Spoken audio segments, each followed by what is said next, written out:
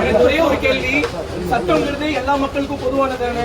வாங்க இந்த ரோட்லயே நான் நிக்கிறேன், எத்தனை பேர் ஹெல்மெட் போடாம வராங்கன்னு பாருங்க, எத்தனை பேர் ட்ரங்க் அண்ட் ரைட்ல வராங்கன்னு பாருங்க. ட்ரங்க் அண்ட் ரைட் பண்ணிட்டு வந்த எல்லாருக்குமே ட்ரங்க் அண்ட் ரைட் பண்ணிட்டு வந்த கேஸ் தான்.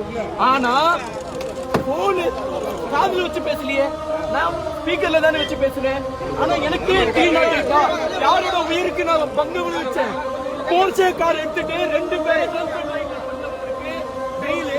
எனக்கு, நான் நீதித்துறையை தான் நம்பி இருக்கேன். இப்ப நீதிபதியை தான் பார்க்க போறேன். எனக்கான நீதி எனக்கு கிடைக்கணும்.